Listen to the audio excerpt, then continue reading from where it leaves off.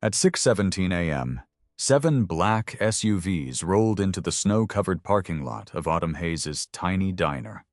Autumn froze. In booth 6 sat the elderly stranger she had allowed to sleep there during the blizzard. Hours earlier, he couldn't even pay for a full meal. Now people in expensive coats were rushing through the door. A woman ran straight toward him. Dad Autumn stared at the old man. He simply looked toward the flickering lantern in the window and whispered, "Please, don't turn that light off yet." But who was he, and why had 7 SUVs come looking for him? Before we find out, tell us what country you're watching from, and your local time. And subscribe if you enjoy stories where one small act of kindness can change everything. 36 hours before 7, black SUVs filled the parking lot. Autumn Hayes was standing behind the counter of the Lantern Diner, with a calculator in one hand and a past-due propane bill in the other. Outside late-afternoon traffic crawled along U.S. Route 30, beneath a gray Indiana sky. Inside, the diner smelled of coffee bacon grease and the lemon cleaner Autumn used on the counters every evening. At 39, Autumn had learned to do almost every job in the building. She took orders, refilled coffee, balanced the register, unloaded deliveries, covered the grill when the cook called out, and sometimes crawled beneath the sink with a wrench because calling a plumber meant spending money she didn't have. The lantern wasn't impressive. Red vinyl covered the booths, though several seats had been repaired with strips of matching tape. The coffee machine needed a firm tap on its left side before it cooperated. Cold air slipped beneath the back door, and the freezer had recently developed a low mechanical groan that Autumn pretended not to hear. But the diner was hers, or at least it had been her father's. Henry Hayes had opened the Lantern 27 years earlier, with 6 booths, a second-hand grill, and a neon lantern mounted in the front window. He had raised Autumn between those tables.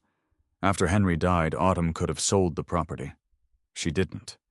Now her 12-year-old daughter Chloe was growing up in the same place. That afternoon, Chloe sat in booth 4 with a math workbook open beside a basket of fries. Mom Autumn kept staring at the calculator. 24 times 17. 408. Chloe blinked. "You didn't even look." "I've been calculating bills all day." From behind the counter, Rachel Morgan laughed. "That is not the superpower anybody wants." Rachel had worked at the Lantern for almost 8 years.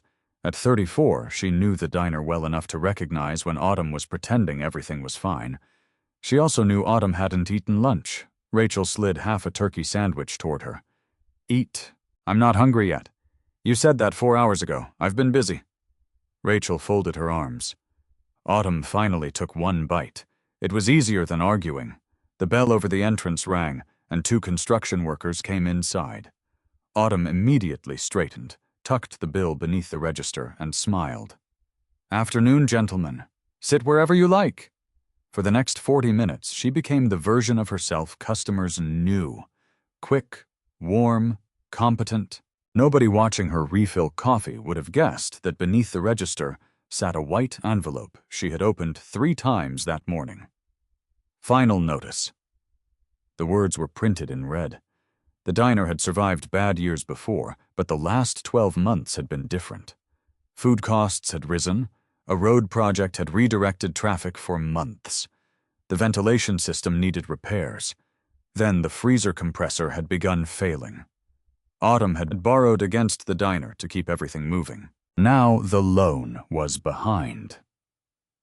She had less than 2 weeks to present the bank with an acceptable repayment arrangement or risk the beginning of foreclosure proceedings. The 2 construction workers left $28.40 on the table and a $5 tip. Autumn entered everything carefully into the register. $5 mattered. Every dollar mattered. At 5:26, Rachel caught her studying another bill. How bad Autumn folded it. Manageable. Rachel gave her a look. "Autumn, propane's higher than I expected. How much enough?" That meant bad. Rachel glanced toward Chloe before lowering her voice. "You could cut the overnight lights." Autumn looked around. "We already do. Not that one." Rachel pointed toward the front window. The neon lantern glowed amber against the darkening sky. It was old enough that repairing it properly would probably cost more than replacing it. One side flickered in cold weather, and Henry had once joked that the thing had more lives than a barn cat. "You leave it on half the night," Rachel said. "It doesn't use that much. Neither does one dripping faucet. But when you're counting pennies," Rachel stopped. She hadn't meant it cruelly. Autumn knew that. Still, something tightened inside her. "We're not there yet." Rachel nodded. "Okay." At booth 4, Chloe had gone quiet. Autumn immediately wondered how much she'd heard. That was the part she hated most. Not the bills, not the phone calls, not even the possibility of losing the diner. It was the idea that Chloe might begin carrying adult fear before she was old enough to understand it. Autumn walked over. "How's the homework almost done?" Chloe glanced toward the lantern. Grandpa never turned it off. Autumn smiled faintly. "Your grandfather also thought bookkeeping meant keeping receipts in a cigar box." Chloe grinned. But the memory remained. Henry used to switch the lantern on before sunrise and leave it glowing until the last customer was safely gone. When Autumn was 9, she had once asked why. Henry had pointed toward Route 30. As long as the light is on, somebody can still find their way home. As a child, Autumn thought he meant the diner was literally home. Years later, she understood. Henry had been talking about people. Truckers too tired to drive another mile. Nurses coming off midnight shifts. Divorced fathers eating alone on Sundays. Teenagers stretching one plate of fries because that was all they could afford. Henry never asked people to explain why they needed somewhere to sit. He simply kept the coffee warm. By 8:10, Chloe had gone home with Autumn's sister. Rachel put on her coat. "You coming in a minute? That's what you always say." Autumn smiled. "Good night, Rachel." When the door closed, silence settled over the lantern. Autumn pulled the bank envelope from beneath the register. She read the amount again. Then she looked at the day's receipts. The distance between those two numbers felt impossible. For the first time since Henry died, Autumn allowed herself to imagine someone else owning the building. Someone tearing out booth 4. Someone removing Henry's photograph from behind the counter. Someone taking down the old lantern because it wasn't energy efficient. Her eyes burned, but Autumn didn't cry. She took out her ledger instead. If there was a way through, she would find it. Outside, the first flakes of snow began drifting beneath the parking lot lights. Autumn didn't notice them. She was staring at the electric bill, then at the neon lantern glowing in the window. For years, her father's words had sounded like a promise. That night, they sounded almost like a question. How long could she keep the light on when she was running out of everything else? By noon the next day, the snow had stopped looking harmless. It came sideways across Route 30, driven by wind strong enough to shake the front windows of the Lantern Diner. The sky had turned the color of dirty steel, and every few minutes the radio behind the counter interrupted its music with another weather update. At 12:18 p.m., the National Weather Service upgraded the warning. Blizzard conditions, dangerous wind chills. Travel could become impossible by evening. Autumn Hayes stood beside the coffee machine, listening while Rachel Morgan carried 2 plates toward the only customers left in the diner. "That's our sign," Rachel said when she returned. Autumn looked outside. The gas station across the highway was already putting cones across its entrance. Yeah, she hated closing early. Every empty hour meant money they wouldn't make. But she wasn't risking someone's life for a few dinner checks. Autumn walked to the kitchen. Last orders at 1. Everybody goes home after that. Nobody argued. At booth 4, Chloe looked up from her school tablet. "Are we going home too?" "You are." Chloe immediately frowned. "What does that mean?" "It means Aunt Nicole is picking you up. And I need to shut everything down properly." "Mom, Chloe." That one word carried the authority of 12 years of motherhood. It didn't work. You always say you're checking something and then you stay for 3 hours. Autumn crouched beside the booth. The pipes could freeze. "I need to make sure the freezer's holding temperature and drain the outside line. Then I'm leaving." "You promise?" Autumn hesitated just long enough for Chloe to notice. "I promise I'll be careful." "That wasn't what I asked." Autumn almost smiled. Her daughter was getting too good at catching her. At 1:37, Nicole Hayes pulled into the parking lot. Chloe zipped her coat and reluctantly gathered her backpack. Before leaving, she walked to the front window and glanced at the old neon lantern. "Don't stay because of Grandpa's light." Autumn looked at her. "What Grandpa would rather have you safe?" For a moment, Autumn didn't know what to say. Then she kissed Chloe's forehead. "Go." By 3 o'clock, Route 30 was disappearing. The diner staff left one by one. Autumn sent the cook home first, then the dishwasher. Rachel stayed longer than necessary, wiping already clean counters while watching the storm worsen. At 7:42 p.m., Autumn finally took the rag from her hand. "Go home." Rachel stared through the window. "You should come with me. I can't leave the pipes like this. You can call somebody tomorrow." With what money, Rachel went silent. Autumn immediately regretted the sharpness in her voice. "Sorry, no, you're tired." Rachel pulled on her coat. "So are you." Autumn checked the thermometer near the kitchen. "I'll drain the line, check the freezer, and leave." Rachel pointed at her. "Do not try to be a hero." Autumn gave a tired laugh. "I'm not trying to be a hero, I'm trying not to lose $3,000 worth of plumbing. That is exactly the kind of sentence somebody says before doing something stupid." "I'll text you when I leave." Rachel opened the door. Wind exploded into the diner, carrying a spray of snow across the floor. She struggled to pull it shut behind her. Then Autumn was alone. The silence felt different during a storm. The building creaked. The ventilation hood rattled. Snow hissed against the windows. At 8:15, Autumn checked the freezer. Still cold. At 8:43, she wrapped insulation around a vulnerable pipe beneath the sink. At 9:06, the lights flickered. Autumn froze. They steadied. "Not tonight," she whispered. She walked to the register and counted the day's receipts. Again. Then once more. $386.72 before expenses. Autumn leaned both hands against the counter. A snowstorm had just erased what should have been an entire dinner shift. She opened the ledger. Propane, payroll, insurance, loan payment, repairs. Every line seemed to ask for money she didn't have. Her phone buzzed.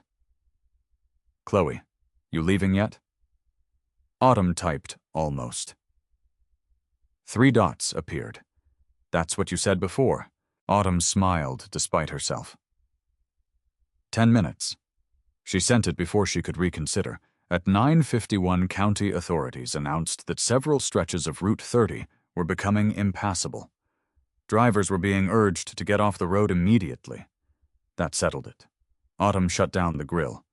She emptied the last coffee pot. She checked the back door twice. Then she pulled on her winter coat and picked up her keys. Only one thing remained. The lantern. It glowed in the front window, reflected faintly against the snow outside. Autumn reached for the switch. Her fingers touched it and stopped. Henry's voice returned from somewhere deep in memory. "As long as the light is on, somebody can still find their way home." Autumn looked at the empty highway. "This is ridiculous, Dad." The lantern flickered. She glanced at the clock. 9:58. 10 minutes. She could give an old memory 10 more minutes. Autumn removed her coat, set her keys on the counter, and began wiping down the coffee machine while she waited. At 10:03, nothing happened. At 10:05, the wind grew louder. At 10:07, Autumn reached for her coat again. Then something moved beyond the window. She stopped. At first, she thought it was snow blowing across the parking lot. Then she saw it again, a dark shape, too tall to be an animal. Autumn stepped closer to the glass. Someone was walking along Route 30. No, not walking. Stumbling. The figure disappeared behind a curtain of snow. Autumn's heart began pounding. Come on. For several seconds she saw nothing. Then the old lantern flickered above her. Out in the darkness, the figure changed direction, toward the diner. Autumn unlocked the front door. Wind tore it from her hand. Hey, no response. She stepped outside. The cold hit like a wall. 30 yards away, an elderly man staggered beneath the snow, one arm wrapped around his chest. He took another step. Then his knees buckled.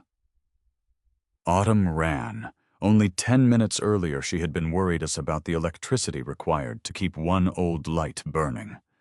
Now, as she fought through the snow toward a stranger collapsing beside Route 30, she understood something that made her chest tighten. The man had seen the lantern, and he had been walking toward it.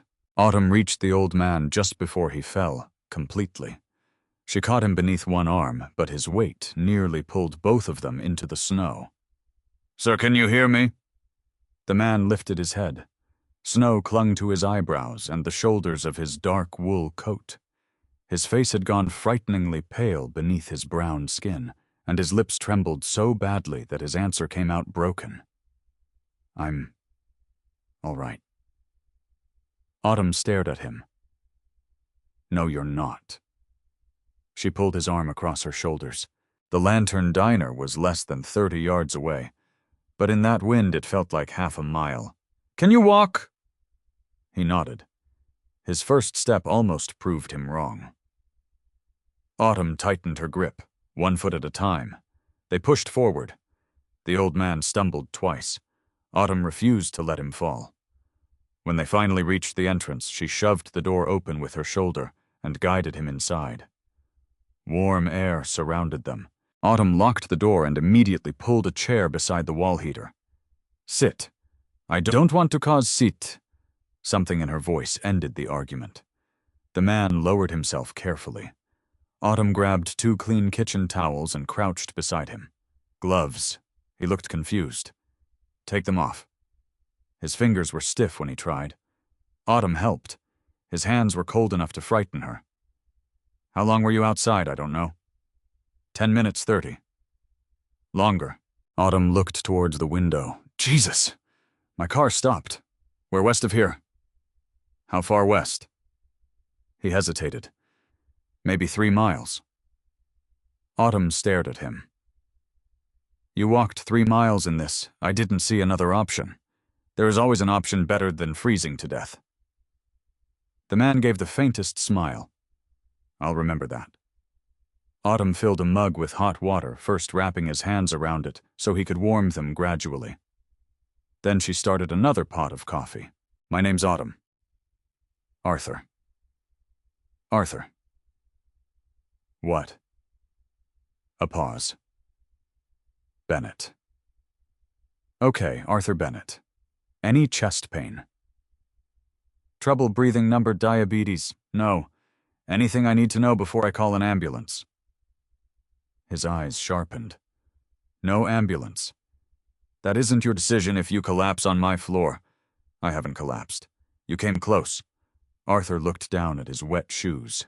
Autumn picked up her phone. No signal. She tried again. Nothing. The storm had swallowed nearly everything outside. "Looks like neither of us gets much choice tonight." She placed a fresh mug of coffee on the table. Arthur reached into his coat. "You don't need I can pay." He removed a worn leather wallet. Inside were 2 damp bills, a driver's license, several cards, and a photograph Autumn couldn't see clearly. Arthur separated the bills. $5. Then 3 singles. "Coffee is $2.25, Autumn said. He placed $3 on the table. "Keep it." Autumn pushed the extra 75 cents back. "I'm not charging storm tax." Arthur looked at the coins, then at her. He didn't argue. Autumn turned away to hang his coat near the kitchen. When she came back, Arthur was staring at the menu. Not reading it. Just staring. "You hungry?" "No." His stomach answered for him. Autumn pretended not to hear. "What did you eat today?" "I'm fine." That wasn't the question. Arthur looked embarrassed. "Breakfast." It was after 10. Autumn went behind the counter. Grilled cheese, I only asked for coffee. Tomato soup, Autumn. She opened the refrigerator. I have bread that won't be worth serving tomorrow, and the soup's already made. That wasn't true. The bread was fresh. The soup would keep perfectly well. Arthur seemed to know it. He watched her place butter in a skillet. You shouldn't waste food on me. Then it's lucky I'm not wasting it. A few minutes later, Autumn set a grilled cheese sandwich in a bowl of tomato soup in front of him. Arthur looked down at the food. How much nothing? I don't take charity. Good. I don't serve charity. Arthur raised his eyes. Autumn nodded toward the bowl. I'm cleaning out the kitchen? The corner of his mouth moved. He knew. She knew he knew. But neither said it. That was the bargain. Arthur picked up the spoon. Thank you. Autumn went back to her ledger. For several minutes, only the wind and the quiet scrape of Arthur's spoon could be heard. He ate slowly, not greedily, almost carefully. Autumn noticed he folded his paper napkin into a neat rectangle before placing it beside the bowl. There was something precise about him, something practiced. He also watched the diner with unusual attention. The aging booths, the handwritten inventory sheet, the freezer temperature chart, the stack of invoices beside Autumn's ledger. His eyes lingered briefly on the white envelope half hidden beneath the register. Autumn noticed. She'd pushed it farther underneath. Arthur looked away immediately. He didn't ask. That earned him something from her. Not trust exactly, but respect. At 10:46, the emergency radio crackled. Travel prohibited on multiple sections of U.S. Route 30. Whiteout conditions. Stranded motorists should remain sheltered until emergency crews can reach them. Arthur stopped eating. Autumn looked toward the buried highway. Your car can freeze. You can't. I should try to contact someone. You can try. Arthur took out his phone. Black screen. He pressed the power button. Nothing. Dead. Arthur nodded. Autumn found a charger behind the counter. Different connector? I have one in my car. Autumn gave him a look. You're not going back. I wasn't suggesting you were thinking it. Arthur almost smiled again. Autumn walked to the front window. Snow had erased the tire tracks in the parking lot. Her own car was barely visible. She wouldn't be driving home either. Behind her, Arthur finished the soup. You saved my life tonight. Autumn turned. No, I think that's fairly clear. I opened a door. Arthur looked toward the old lantern glowing above the window. You left a light on. Autumn followed his gaze. For a second, she thought of Henry. Then she looked back at Arthur. Road's closed, she said. You're not going anywhere tonight. Arthur glanced at the booths. I can sit here until morning. Autumn looked toward booth 6, the longest one in the diner, then at the emergency blanket stored in the back office. She had expected to spend the night worrying about bills. Instead, she had a 72-year-old stranger stranded in her diner while a blizzard buried Indiana outside. And she still had no idea who Arthur Bennett really was. At 11:14 p.m., Arthur Bennett was still sitting upright in booth 6, as if he intended to prove he could remain there until sunrise. Autumn Hayes stood behind the counter watching him pretend not to be exhausted. His wet coat hung near the kitchen. His shoes were drying beside the heater. He had finished every spoonful of tomato soup and every crumb of grilled cheese, yet he sat with the rigid posture of a man who hated owing anyone anything. Autumn recognized the type. She saw it in the mirror every morning. You're not sleeping like that. Arthur looked up. I'm comfortable. You almost froze to death an hour ago. I said I'm comfortable. I didn't say I was convincing. That caught Autumn off guard. She laughed. It was the first genuine laugh she'd had all day. Finally, something we agree on. She disappeared into the back office and returned carrying an emergency blanket, a small pillow, and an old gray throw Henry used to keep for truck drivers stranded during storms. Arthur looked at them. No, yes, I can sit here. You can also stop arguing with the woman who controls the coffee. Arthur considered that. That's an abuse of power.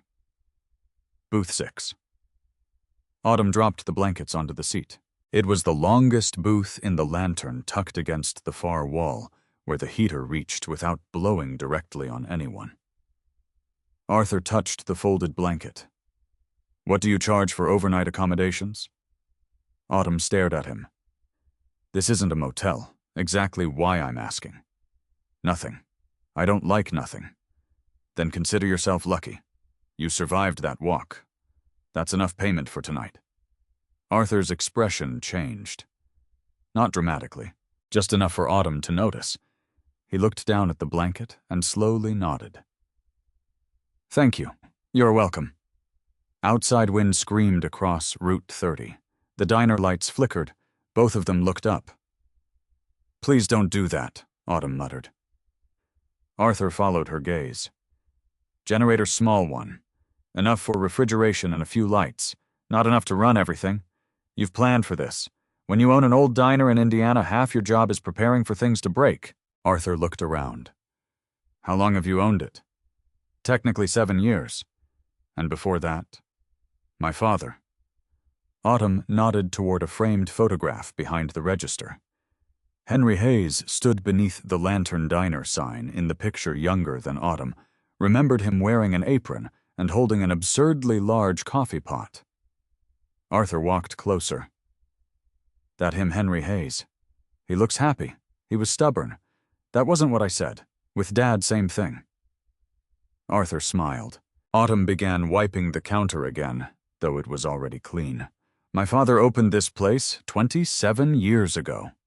6 booths, 1 grill, and a coffee machine he bought from a restaurant that went bankrupt. And the lantern secondhand, too." Arthur glanced toward the glowing neon fixture. "I saw it from the road." Autumn stopped wiping. "Really? There was nothing else? No streetlights I could make out. No gas station. Just snow." He pointed towards the window. Then that light appeared. Autumn looked at it differently for a moment. "My father used to say something about it." Arthur waited. As long as the light is on, somebody can still find their way home. Arthur repeated the words quietly. Somebody can still find their way home. Dad liked sayings. Maybe he earned that one. Autumn didn't answer. Arthur returned to booth 6. For several minutes, neither spoke. Then he asked, "Why keep this place?" Autumn's hand stopped. "What?" "The diner." "Because it's mine." That isn't an answer. It sounded like one. Arthur immediately raised a hand. "Fair." Autumn looked at him. There was no mockery in his face, only curiosity. She exhaled. "People have been telling me to sell since Dad died. Why didn't you?" Autumn leaned against the counter. "Because everyone who says that thinks they're talking about a building." She pointed toward booth 2. Every Thursday at 5:30, 3 retired factory workers sit there. Same booth.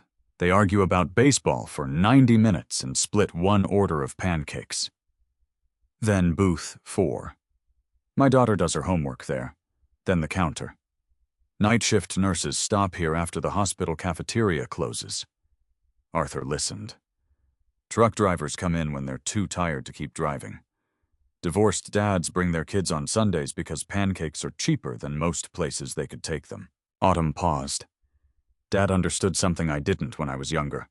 Some people don't need you to fix their life. They just need somewhere they aren't being rushed out the door. Arthur looked toward the window. And you think selling would destroy that? Depends who buys it. You could start somewhere else. With what money? The answer came too quickly. Autumn regretted it immediately. Arthur's eyes shifted toward the register where the bank envelope was hidden. He said nothing. Autumn appreciated that. She folded her arms. "Truth if you want. I don't know if I can keep it." Arthur remained silent. "The diner isn't doing well," she continued. "Some months I make payroll and feel like I've won the Super Bowl." Arthur smiled faintly. "But until somebody tells me those keys aren't mine anymore, I'm going to run it the way Dad taught me." And what way is that? Autumn looked around the empty room. "You don't make people explain why they need kindness." Arthur's expression became unreadable. He looked down at his hands. "That's rare." "It shouldn't be. No. His voice softened. It shouldn't. The wind struck the building hard enough to rattle the glass. Arthur stared into the darkness beyond it. I'd worked in food distribution, he said after a while. Autumn glanced at him. Worked long time. Warehouse some. Driving a little. Management. Arthur hesitated. Eventually, Autumn nodded, accepting the vague answer. Retired, something like that. There was clearly more to the story, but Autumn had spent her life serving people across a counter. She knew when someone wanted to talk and when questions became intrusion, so she didn't ask. At 11:51, Autumn poured 2 coffees. She carried one to Arthur and sat across from him. Can't sleep? He looked at the pillow. Not yet. Me neither. For a while, they simply listened to the storm. Then Arthur looked toward Henry's photograph. Your father would be proud of you. Autumn's face tightened. You don't know that? No. Arthur wrapped both hands around the mug. But I know I was walking through a blizzard tonight, thinking I might not make it another 100 yards. He looked toward the lantern. Then somebody kept a light on 10 minutes longer than she needed to. Autumn said nothing. Neither of them noticed the headlights struggling through the snow farther down Route 30. Someone else had seen the light. And this time they weren't alone. The pounding on the diner door came at 12:08 a.m. 3 hard knocks. Autumn nearly spilled her coffee. Arthur turned toward the window. For a second, neither moved. Then the pounding came again. Help Autumn was already on her feet. Through the snow-covered glass, she saw a broad figure in a reflective jacket leaning against the door. She unlocked it. Wind exploded into the diner. The man stumbled inside, carrying enough snow on his shoulders to turn the floor white. Close it. Arthur pushed the door shut while Autumn locked it. The stranger bent forward, breathing hard. His orange, reflective jacket carried the County Road Department emblem. You hurt? Autumn asked. No, just cold. He straightened. Daniel Price. Snowplow. What happened? Hit a drift about half a mile east. Front wheel dropped off the shoulder. Truck isn't moving until daylight. Autumn pointed toward the heater. Sit down. Daniel noticed Arthur. Guess I'm not the first. Apparently I'm running a hotel now, Autumn said. 20 minutes later, Daniel had coffee in his hands, and Arthur had surrendered half his emergency blanket. Then at 12:41, headlights appeared beyond the window. They weren't moving. Autumn watched for nearly a minute. What is it? Arthur asked. Car. Daniel joined her. Where Autumn pointed. A pair of weak lights glowed through the blowing snow, angled towards the ditch. Daniel's expression changed. That's off the road. Then Autumn saw movement. 2 figures. One tall, one small. Oh no. She opened the door before either man could stop her. Autumn, Daniel shouted. I see a kid that ended the argument. Daniel followed her. Arthur remained by the door, holding it open. The woman reached them first.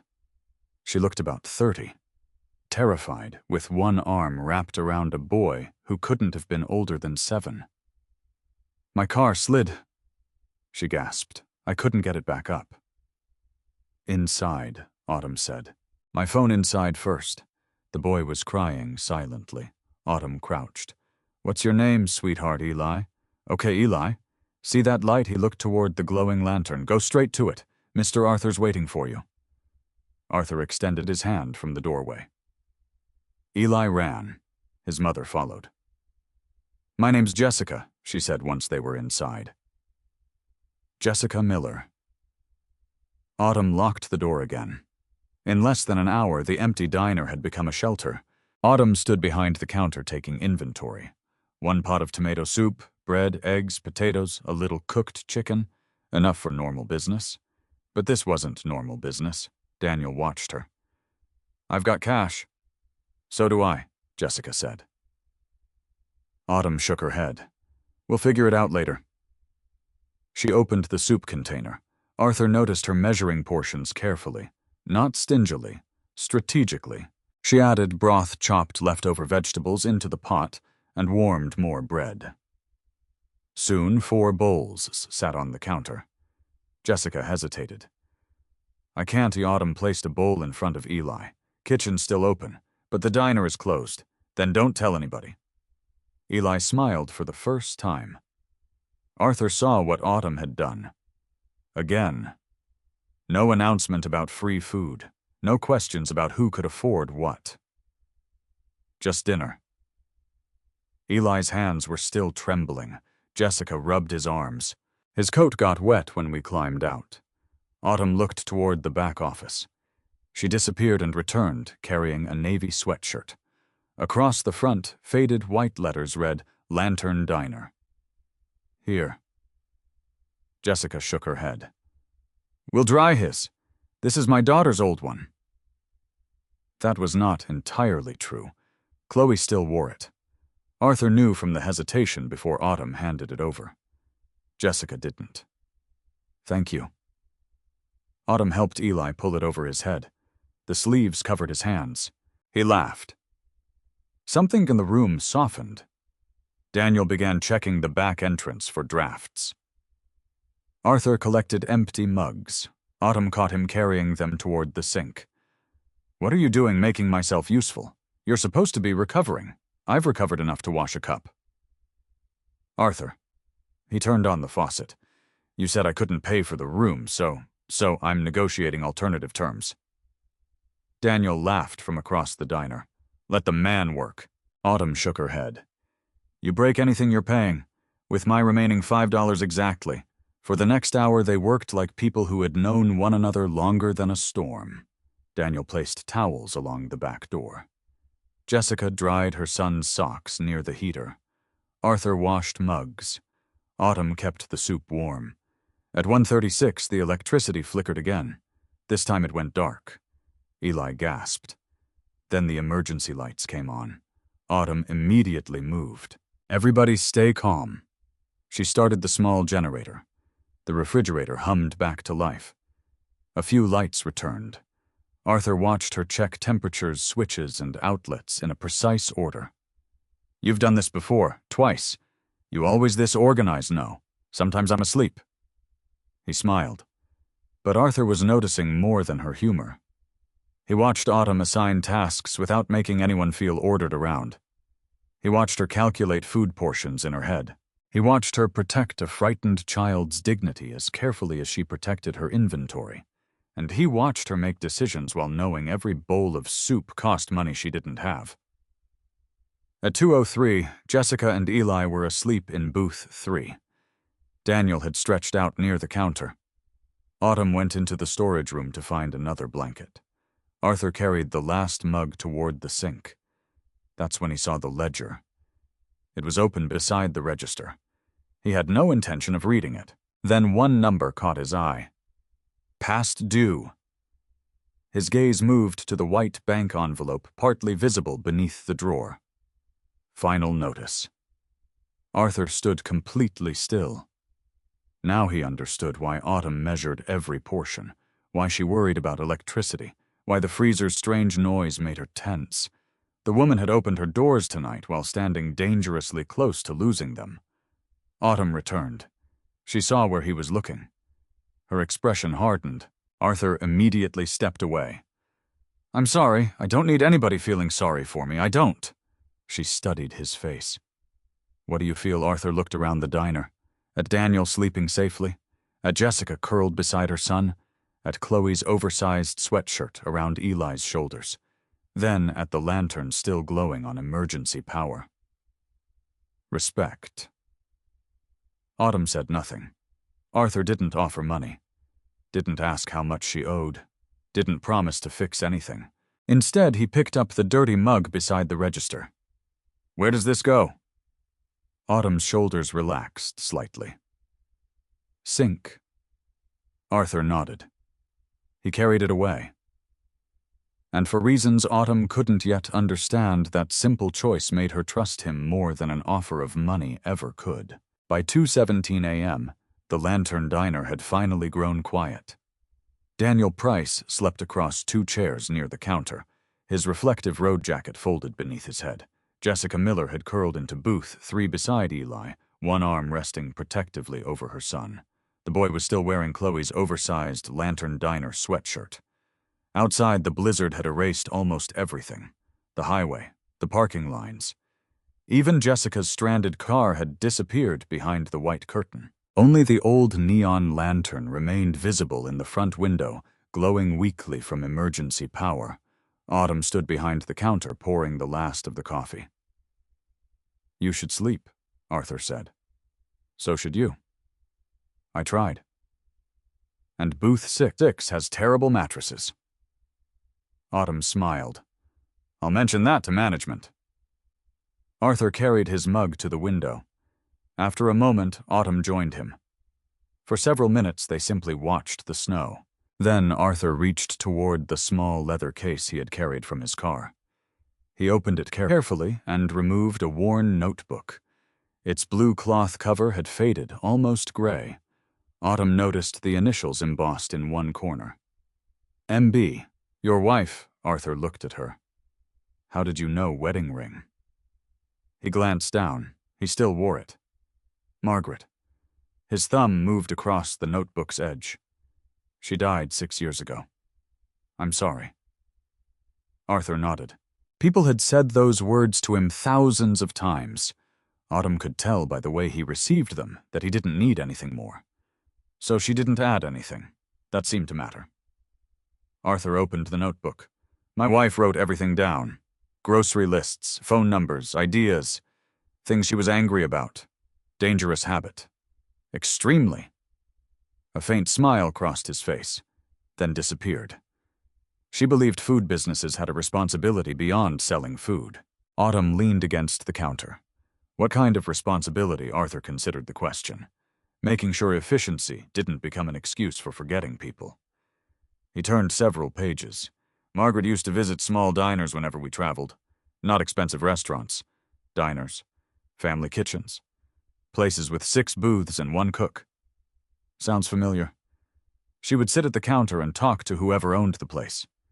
Your wife sounds nosy." She was. This time Arthur laughed softly. She noticed independent diners were disappearing, especially in smaller towns. She wanted to build partnerships between distributors, local kitchens, and food pantries. Autumn looked interested now. What kind of partnerships? Smaller supply contracts, shared purchasing, emergency meal programs. Things that might help local businesses survive while feeding people who needed it. That sounds useful. It was. Arthur closed the notebook halfway, but I kept postponing it. The diner seemed quieter. Why, I was busy. Arthur gave a bitter little laugh. That's the answer people use when the real answer is uglier. Autumn waited. Arthur stared at Margaret's initials. I thought there would always be another year. His company was growing then, though he still hadn't told Autumn how large that company had become. There were warehouses to open contracts, to negotiate competitors to beat. Every quarter had another target. Every target became more important than the promise he'd made at home. Margaret would bring up the community program. Arthur would say next year. Next year became the year after that. Then Margaret got sick. By the time Arthur understood that some deadlines mattered more than business deadlines, there wasn't enough time left. "She died before we started it," he said. Autumn's voice softened. "You blame yourself. I don't blame myself for her dying." Arthur looked at her. "I blame myself for acting like we had unlimited tomorrows." That sentence stayed between them. Autumn thought about Henry. There had been things she intended to ask him. Recipes she assumed he'd always be around to explain. Stories she hadn't listened to closely enough. Then one morning there were no more questions to ask. Arthur opened the notebook again. "There's one line I keep coming back to." He turned to a marked page and handed it to Autumn. Margaret's handwriting was neat but slightly slanted. One sentence had been underlined twice.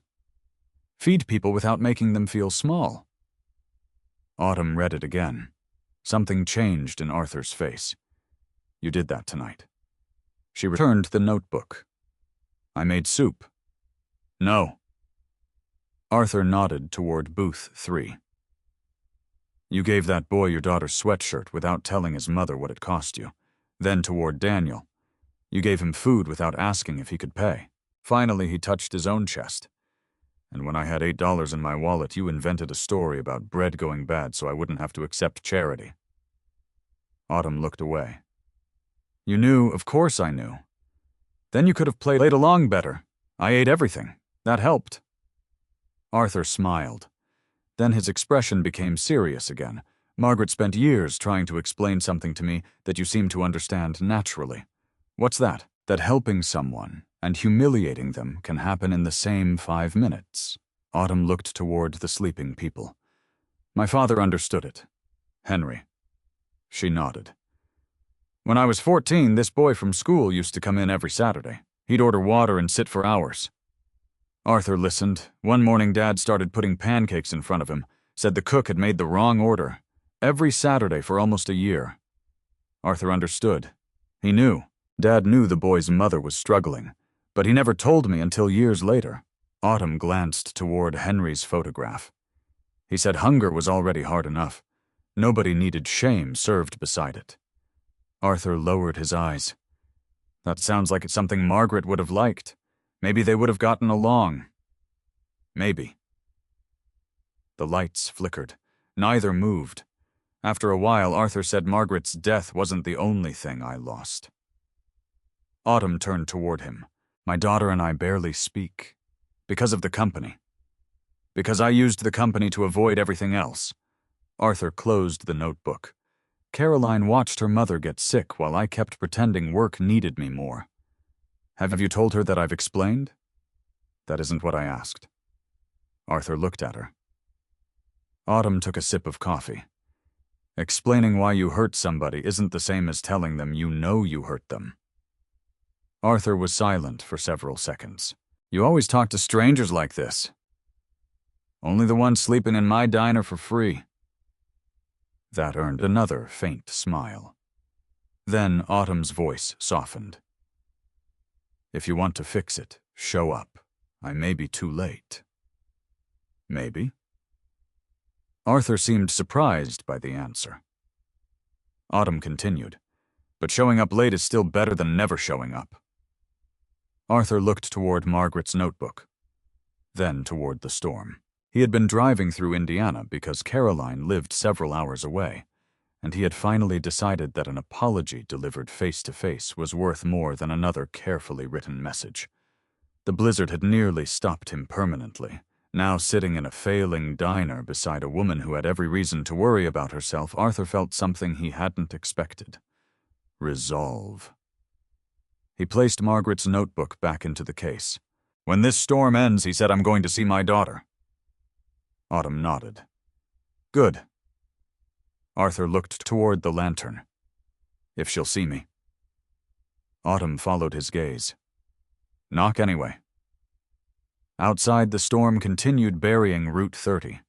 Neither of them knew that hundreds of miles away, Caroline Bennett was already desperately trying to find him. At 2:43 a.m., Arthur Bennett finally admitted something Autumn had already suspected. He was frightened. Not of the storm, not anymore. He was frightened that Caroline might never hear what he had been driving through it to say. Arthur sat in booth 6 with Margaret's notebook closed beneath one hand. My daughter lives outside Indianapolis, he said. I was supposed to be there before dinner. Autumn looked towards the windows. You picked a terrible night for a family reunion. The storm wasn't supposed to get this bad. Indiana weather doesn't respect appointments. Arthur gave a tired smile.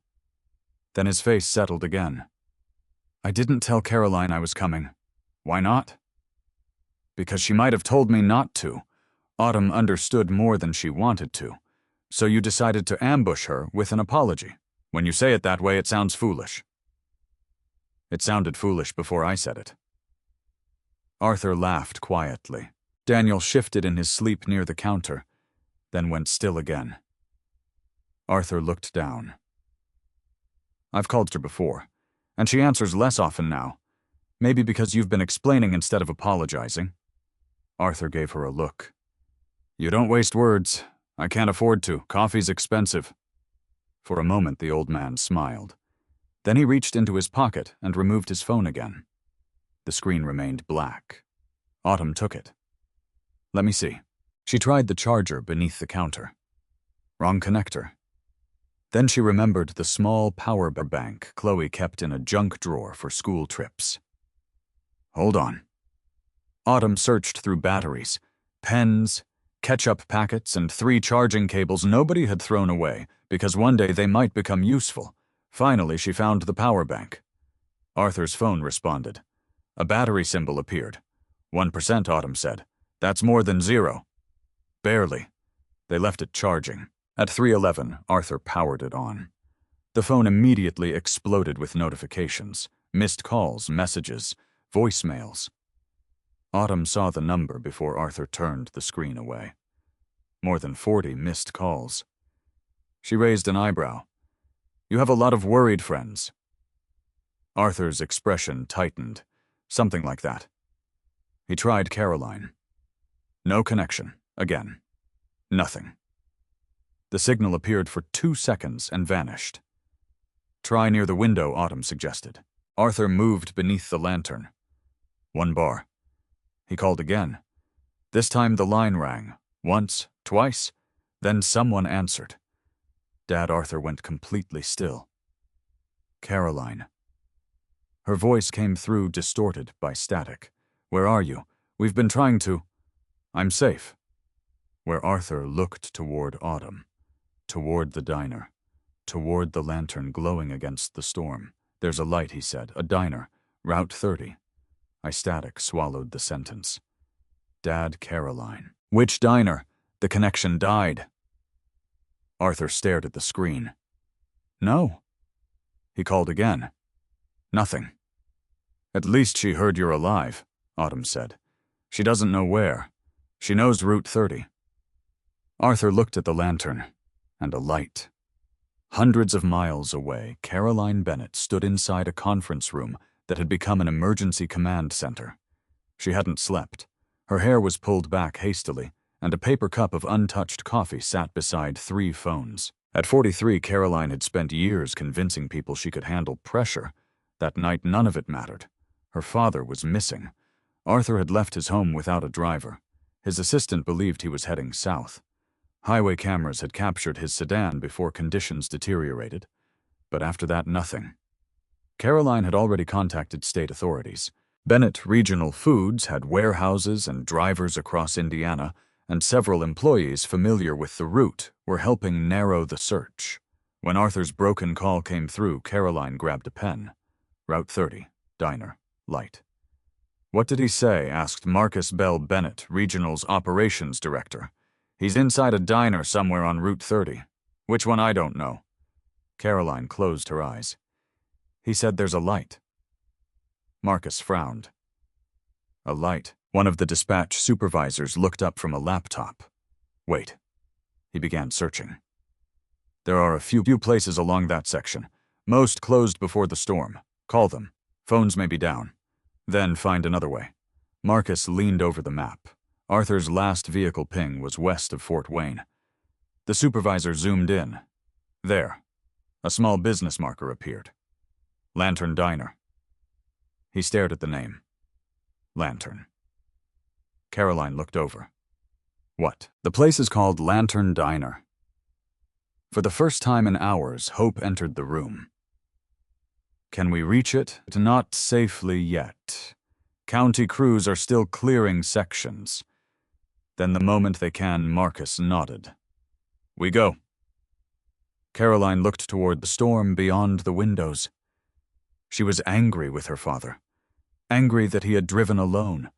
Angry that he had spent years turning difficult conversations into delayed conversations. But anger did not cancel love. That was the cruel part. By 4:05, arrangements were underway. Several Bennett Regional employees were already in the Fort Wayne area. Security vehicles with 4-wheel drive were assembled. A medical professional would accompany them. County road crews would advise when the route became passable. 7 SUVs in total. Back at the Lantern, Autumn knew none of this. She was sitting behind the counter with her ledger. Arthur watched her write numbers. You're doing finances now? Can't sleep. What are you calculating damage? From the storm from being open. Arthur understood. Soup, bread, generator fuel, electricity, lost business, food that would need replacing. You regret it? He asked. Autumn's pencil stopped. She looked toward Jessica and Eli, then Daniel, then Arthur. No, you didn't even think about it. I thought about whether I can pay next week's delivery. That wasn't my question. I know. Autumn closed the ledger. No, Arthur, I don't regret it. He looked at the bank envelope. Autumn noticed. Don't. I didn't say anything. You were thinking. Arthur smiled faintly. So were you when you thought I might walk back to my car. Fair. He became serious. What would actually help this place? Autumn leaned back. Customers. That's all customers who pay would be especially exciting. Arthur laughed. But Autumn didn't. I don't want somebody paying my bills because they feel sorry for me. I need this place to earn enough to pay its own bills. Arthur studied her. That answer mattered. He looked toward Margaret's notebook, then toward the kitchen, then toward Autumn's carefully maintained ledger. For years, Arthur had believed helping meant giving people resources. That night, he began considering another possibility. Sometimes help meant giving someone a fair chance to prove what they could already do. At 5:32 a.m., the wind began weakening. A pale gray light formed beyond the windows. Daniel woke and checked the road. Plows are moving again. Autumn started another pot of coffee. Arthur stood beneath the lantern, staring toward Route 30. Far beyond the diner, where the highway curved behind the snow-covered trees, several sets of headlights appeared. One, then another, then another. They were coming toward the lantern. Arthur saw them first. And somehow, before Autumn even looked up, he knew exactly who had found him. At 6:17 a.m., Autumn Hayes heard the first engine. She was standing behind the counter pouring fresh coffee when Daniel Price moved toward the front window. Autumn. Something in his voice made her put the pot down. What Daniel pointed outside. A black SUV was turning into the parking lot. Its tires pushed slowly through the fresh snow, following the narrow path a plow had cut from Route 30. Then another appeared behind it. And another. Jessica Miller sat up in booth 3. Eli stirred beneath the blanket. By the time the 7th SUV entered the lot, Autumn was standing completely still. You expecting somebody? Daniel asked. 7 somebodies. Autumn looked at Arthur. The old man had risen from booth 6. He didn't look surprised. That worried her more. Arthur, he exhaled slowly. I believe they're here for me. Autumn stared at him. Before she could ask what that meant, doors began opening outside. Men and women stepped into the snow wearing heavy winter coats. One carried a medical bag. Another spoke into a radio. These were not stranded travelers. The door flew open. A woman in her early 40s rushed inside. She didn't notice Autumn, didn't notice Daniel, didn't notice anyone except Arthur. Dad Arthur's face changed. Everything guarded in him disappeared. Caroline. She crossed the diner and wrapped both arms around him. For a few seconds, Arthur didn't move. Then, he held his daughter. Caroline pulled back, almost immediately. What were you thinking? Arthur opened his mouth. No. Actually, don't answer that. I was coming to see you. In a blizzard. It wasn't a blizzard when I left. You have a driver. I wanted to come alone. You disappeared for 9 hours. Her voice broke on the last word. That stopped him. Caroline looked furious because fury was easier than admitting how frightened she had been. Arthur seemed to understand. I am sorry. You could have died. I know. No, Dad. You don't get to say that like it's nothing. I know. Caroline stared at him. Arthur didn't defend himself, didn't explain the weather forecast, didn't mention the broken car. He simply said, I frightened you. I shouldn't have. Some of the anger left Caroline's face. Not all of it, but enough. Autumn quietly turned away. Whatever was happening belonged to them. Then, a man entered carrying Arthur's leather case. Mr. Bennett, we recovered this from the vehicle. Autumn turned back. Mr. Bennett? Another man stepped inside. Mr. Bennett, the medical team needs to check you. Arthur waved him off. I'm fine. Autumn folded her arms. No, you're getting checked. Everyone looked at her. Arthur sighed. This is Autumn Hayes. Caroline finally seemed to notice the woman standing behind the counter. Autumn suddenly became aware of her stained apron-tired eyes and hair that had stopped cooperating sometime around midnight. Caroline extended a hand. Caroline Bennett. Autumn. Thank you for finding my father. I didn't find him. Arthur looked toward her. She kept the light on. Caroline glanced at him. Arthur pointed toward the old neon lantern glowing in the window. I saw that from the road. Autumn felt uncomfortable with the attention. He walked here. I opened the door. Daniel laughed softly. She's leaving out a few details. Autumn shot him a look. Caroline's eyes moved around the diner. She saw Jessica and Eli in booth 3. Daniel's reflective jacket. The bowls stacked beside the sink, blankets, wet gloves drying near the heater. Her gaze settled on Eli's oversized Lantern Diner sweatshirt. What happened here? People needed somewhere warm, Autumn said. Arthur answered differently.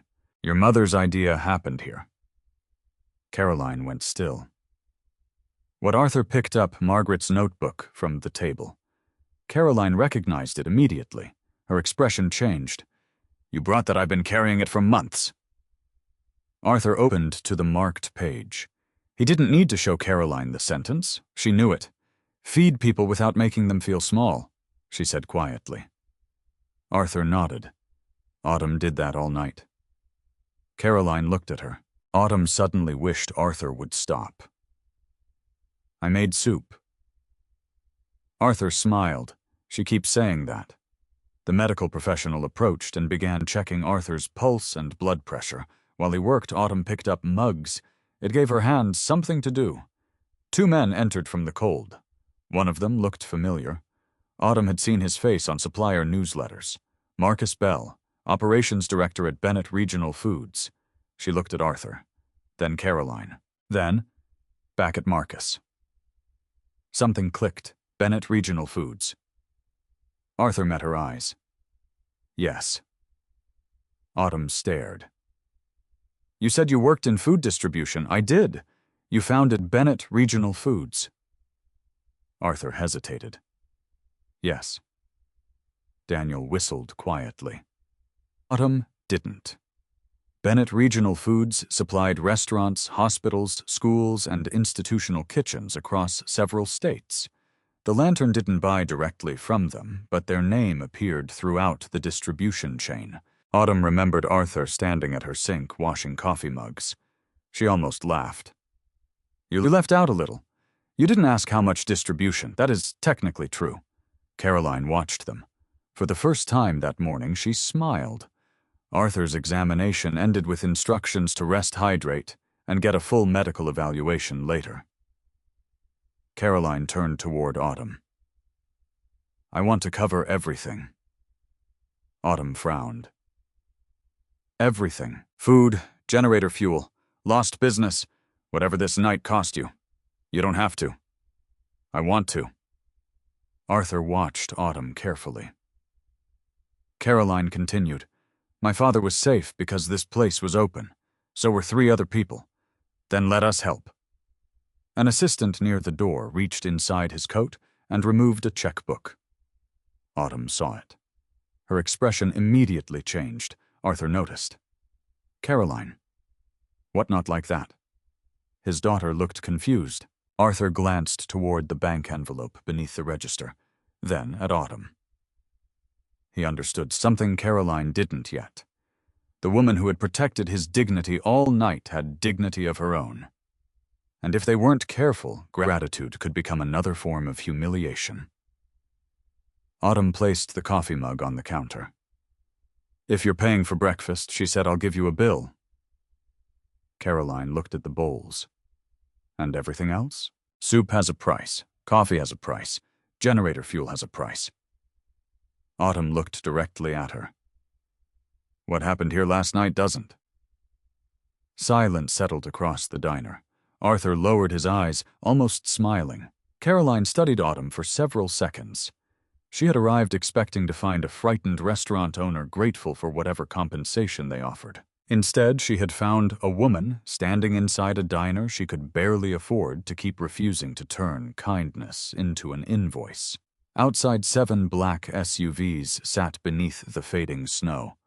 Inside, Arthur looked toward the lantern.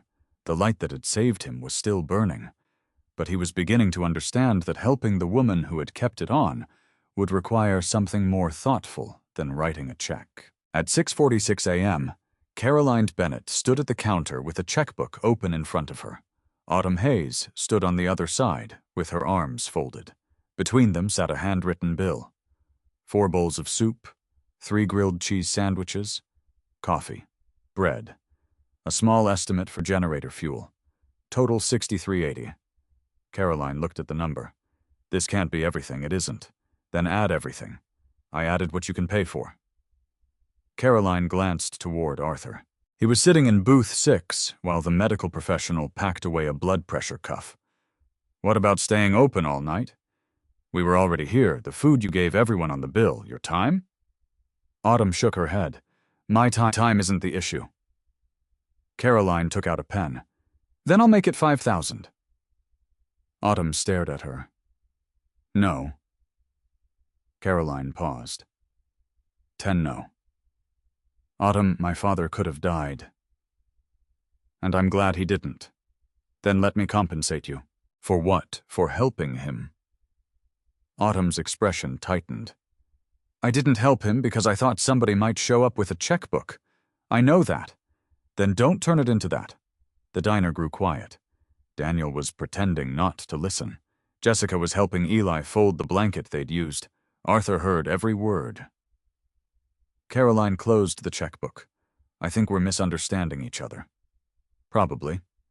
I'm not trying to buy what you did, but that's what it feels like from this side of the counter. Caroline looked at her. There was no hostility in Autumn's voice, only pride. Arthur stood and approached slowly. She's right. Caroline turned. Dad, you nearly froze to death, I know. She kept you alive. She opened a door. Arthur looked at Autumn, and she made sure I could walk through it without feeling small. Autumn's eyes shifted toward him. Arthur continued. If we insist on putting a large number on that, we're making it about ourselves. Caroline exhaled. So what am I supposed to do? Pay $63 and leave $63.80, Autumn corrected. Daniel coughed to hide a laugh. Even Caroline smiled. Fine, $63.80. She wrote the check. Autumn accepted it. No more. Arthur noticed how carefully she placed it beside the register. Then his eyes fell on the corner of the bank envelope beneath the drawer. He remembered the ledger, the past due notices, the failing freezer. He looked around the lantern. The place was worn, but not neglected. That distinction mattered. Every surface was clean. Inventory was labeled. Temperature records were current. Even during a blizzard, Autumn had stretched limited supplies without losing control of the kitchen. Arthur had spent most of his adult life around food businesses. He knew the difference between a bad business and a good operator trapped inside a bad financial season. Autumn, he said. She looked up. If this place had 6 months instead of 6 days, could you make it work? Her face changed immediately. What does that mean? Arthur didn't answer quickly enough. Autumn followed his glance toward the register. You read my bank notice. I saw part of it. You had no right, I know. Caroline looked between them. What bank notice? Nothing that concerns you. Autumn pulled the envelope from beneath the register and placed it in a drawer. Arthur didn't move. I wasn't trying to pry. But you did, yes. He accepted the accusation without defending himself. That took some of the anger out of her. Autumn lowered her voice. I don't want you paying my loan. I didn't offer. You were about to. No. Arthur looked around the diner. I was about to ask whether the problem is the business or the time you have left to fix it. Autumn stared at him. What's the difference? A failing business loses money because people don't want what it sells. Arthur gestured toward the tables. This place has customers, it has systems, it has someone who knows her costs down to the slice of bread. Caroline began understanding where he was going. Arthur continued. You don't need rescuing. Autumn's jaw tightened. Good. You need revenue. That stopped her. For the first time since the SUVs arrived, Arthur had said something that didn't sound like charity. Autumn looked at him carefully. What are you suggesting I don't know yet? Caroline stepped closer. I might? Arthur turned. She hesitated. Bennett Regional has been developing a pilot program. Arthur said nothing. Caroline continued. We've been trying to find smaller kitchens capable of producing meals for warehouse crews, road maintenance teams, and emergency personnel. Daniel looked up. People like me, exactly. Caroline looked around the lantern. We've been using larger catering companies. They're efficient, but they're not always flexible. Autumn listened. How many meals depends on the contract. Delivery radius depends. Food cost target. Caroline's eyebrows rose. Arthur smiled. Autumn noticed. What, nothing? You're smiling. Because 5 minutes ago you were angry with us. Now you're asking procurement questions. Anger doesn't pay invoices. Caroline almost laughed. Then she became serious. If you were interested, you'd have to qualify. Autumn nodded. Good. Arthur looked surprised. Good, I don't want a contract because I gave your father soup. Caroline studied her. You wouldn't get one for that. Better. There would be food safety requirements, capacity review, cost analysis, delivery standards. Fine. And I wouldn't promise you anything. Even better. Arthur leaned against the counter. What would you want, Autumn? The question hung there. She looked toward booth 4, where Chloe usually did her homework, toward Henry's photograph, toward the old lantern still glowing in the window. Then she looked at the 7 SUVs outside. For one brief moment, she imagined how easy it would be to accept a check. Pay the bank, repair the freezer, sleep without fear. But easy money would eventually run out. The diner needed something stronger. It needed the chance to stand on its own. Autumn faced Arthur. Don't give me 6 months. He waited. Give me business. Silence. Then Caroline closed her checkbook completely. All right. Autumn turned to her. Caroline extended her hand. I'll give you 72 hours to prepare a proposal. Arthur started to speak. Caroline raised a finger. And Dad stays out of it. Arthur frowned. I wasn't going to interfere. Of course you were. I was going to advise. That's interfering with better vocabulary. Autumn laughed. Arthur surrendered. Caroline looked back at her. If Lantern Diner earns the contract, it earns it. Autumn took her hand. That's all I'm asking. Outside morning light spread across Route 30. The 7 SUVs would soon leave. The snow would melt. The story of the blizzard would become something people talked about over coffee.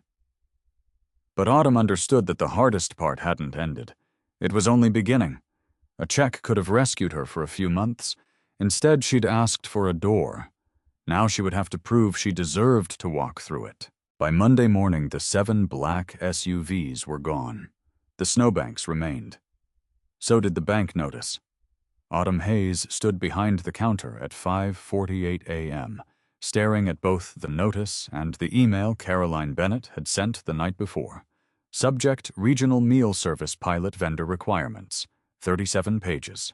Autumn had printed every one. Rachel Morgan entered carrying 2 coffees and stopped when she saw the stack. What is that, an opportunity? Rachel looked at the pages. That opportunity has footnotes. Lots of them. Autumn handed her the first sheet. Rachel read silently, then looked up. Bennett Regional Foods. Yep, the Bennett Regional Foods. Apparently there's only one. Rachel lowered the page. This is because of the old man Numpy. Rachel stared at her. Autumn corrected herself. The introduction is because of Arthur. Anything after that is on us. At 9:03, Caroline arrived alone. No convoy, no assistant. She wore a dark wool coat and carried a slim folder. Autumn poured her coffee. On the house, Caroline raised an eyebrow. Autumn sighed. Fine. 225. Now we're learning. They sat in booth 4. Caroline opened the folder. I want something clear before we start. Okay. My father founded Bennett Regional Foods. He is no longer involved in vendor selection. Good. He also has opinions. I noticed. He'll probably try to share them. I noticed that too. Caroline almost smiled. But he doesn't make this decision. Who does I do with procurement and operations? Autumn nodded. Then let's talk business. Caroline explained the pilot. Bennett Regional operated warehouses throughout Indiana and Ohio. Some facilities ran overnight shifts. Others had maintenance crews working in areas where food options disappeared after normal business hours. The company wanted independent kitchens capable of producing reliable meals in batches between 50 and 200 servings. Not gourmet food, good food, consistent food, affordable food. The initial lantern trial would be small, 75 meals for a road maintenance crew. Autumn would have 72 hours to submit a proposal. Menu, Autumn asked. Your choice. Budget. Caroline slid a sheet across the table. Autumn studied it. Her face tightened. That isn't generous. It isn't supposed to be. Delivery 28 miles. Containers included in the target, yes. Labor, yes. Fuel, yes. Autumn looked up. You weren't kidding about making me earn this. No, good. Caroline studied her. You keep saying that, because if you make it easy, I'll never know if I can actually do it. For the next hour, Caroline walked through requirements. Food safety, holding temperatures, ingredient tracking, allergen labeling, insurance, delivery windows, documentation. When she finally stood, Autumn's notebook was filled with numbers. You can still say no, Caroline said. Autumn looked at the 37 pages. I haven't even started complaining yet. That sounds like a yes. It is. The next 72 hours changed the rhythm of the lantern. Autumn worked regular shifts during the day and built the proposal at night. Rachel helped with inventory. Chloe claimed booth 4 as headquarters. At 8:20 Tuesday evening, she sat with a calculator while Autumn covered the table in receipts. Chicken is cheaper, per pound, Autumn said. Isn't that what matters? Not if we lose 20% during cooking. Chloe frowned. So cheap isn't always cheaper. Autumn looked at her daughter. Congratulations. You understand business better than half the internet. Chloe grinned. Autumn tested menus. Meatloaf held well, but took too much oven capacity. Fried food deteriorated during delivery. Soup was economical but inconvenient for road crews. Eventually, she settled on roasted chicken, seasoned potatoes, green beans, and a dinner roll. Simple, filling, reliable. Then came the harder problem. Cost. Her first calculation exceeded Caroline's target by 1.17 per meal. Multiply that by 75 and the entire proposal became uncompetitive. Autumn stared at the number. Rachel leaned over her shoulder. Cut the green beans. No. Smaller portion. They're working outside. Cheaper chicken. Autumn shook her head. That supplier's quality is inconsistent. Rachel sighed. So what moves? Autumn looked toward the trash bin near the prep station. Something clicked. Waste. The lantern wasted small amounts everywhere. Bread heels, oversized portions, vegetables trimmed too aggressively, sauce prepared in batches larger than demand. Individually, almost nothing. Together, enough. Autumn spent Wednesday redesigning prep. She weighed portions, adjusted batch sizes, negotiated a better price on containers by ordering jointly with another local restaurant. At 11:38 p.m., the calculation finally fell below target, by 14 cents. Rachel stared at the number. All that work for 14 cents. Number 2. Autumn closed the calculator. All that work because 14 cents times thousands of meals becomes somebody's paycheck. Thursday morning, Autumn delivered the proposal. Caroline read it without expression. Arthur was nowhere in sight. That mattered to Autumn. No recommendation, no reassuring smile, no rescue. Just her numbers, her plan, her name. Caroline reached the final page. You changed your kitchen workflow. I had to. You negotiated packaging. Yes. You reduced waste by 11%. Projected 11%. Caroline looked up. Most applicants just lower ingredient quality. I won't. That could cost you the contract someday. Then it costs me the contract. Caroline closed the folder. I'll call you. Autumn hated those 3 words. She returned to the diner and worked the lunch shift. At 2:16 p.m., her phone rang. Caroline. Autumn answered. Hello, you didn't win the regional contract? Autumn's stomach dropped. Then Caroline continued, because I'm not giving you one. Autumn gripped the counter. Okay, you're getting a trial. Autumn stopped breathing. 75 meals, 1 delivery. Next Tuesday. If you meet every standard, we'll discuss the next order. Autumn closed her eyes. Not salvation, not security. 1 order, 1 chance. Exactly what she had asked for. When do I get the purchase order? Caroline laughed softly. Email in 5 minutes. Autumn hung up. Rachel was watching. Well, Autumn looked around the diner, at the aging booths, at Henry's photograph, at the lantern in the window. Then she smiled. We've got 75 people to feed, Rachel screamed. Chloe jumped from booth 4. For 30 seconds, the lantern celebrated. Then Autumn raised both hands. All right, enough. Rachel stared at her. That's it. We haven't earned anything yet. She picked up the kitchen schedule. Tuesday morning. 75 meals. Nobody is late.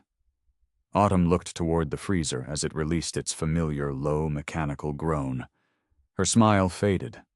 The machine shuddered, stopped, then started again. Autumn stared at it. Their first real chance had arrived. And the oldest piece of equipment in the building sounded like it might not survive long enough to see it. At 4:36 a.m. on Tuesday, Autumn, Hayes opened the freezer and knew immediately something was wrong. No rush of cold air touched her face. She reached inside. The chicken was cool, but not cold enough. No. Autumn grabbed the thermometer. 44 degrees. The freezer compressor gave 1 weak click and fell silent. Their first 75-meal order was due in less than 6 hours. Rachel Morgan appeared from the kitchen. What happened, freezer? Rachel looked at the thermometer. Oh God, don't. Don't say, oh God, yet. We're not there. Autumn checked the temperature logs. The freezer had been within the safe range during the previous check, meaning the failure was recent. Some ingredients could still be saved if moved immediately. Take everything we need today to the walk-in refrigerator. Rachel moved. Autumn called the repairman. Voicemail. Again. Voicemail. She called another company. Emergency service required a $480 call-out fee before repairs. Autumn stared at the bank balance on her phone. She could pay it, barely, but payroll was Friday. Do it, she said. At 5:07, another problem arrived. Her cook called. His daughter had a fever. I can't leave her, Autumn. For half a second, Autumn closed her eyes. Then she said, take care of your daughter. Rachel overheard. Please tell me he wasn't calling out. He was. We have 75 meals. I know how many meals we have. Should we call Bennett? Autumn looked at her. And say what? That everything went wrong. Everything always goes wrong eventually. Autumn. We asked for business.